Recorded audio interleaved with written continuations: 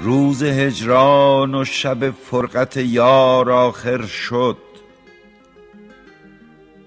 زدم این فال و گذشت اختر و کار آخر شد. آن پریشانی شبهای دراز و غم دل همه در سایه گیسوی نگار آخر شد. صبح امید که شد معتکف پرده غیب، گو برون آی که کار شب تار آخر شد. بعد از این نور به آفاق دهیم از دل خویش، که به خورشید رسیدیم و غبار آخر شد.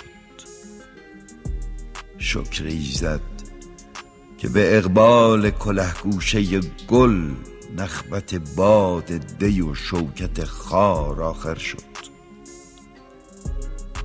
آن همه ناز و تنعم که خزان می‌فرمود، عاقبت در قدم باد بهار آخر شد.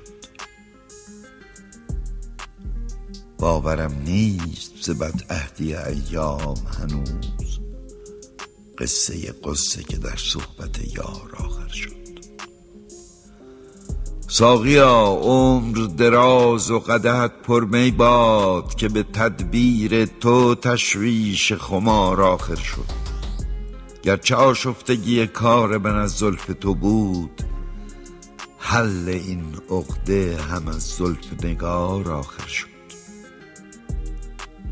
در شمار ارچه نیاورد کسی حافظ را، شکر کان مهنت بی حد و شمار آخر شد.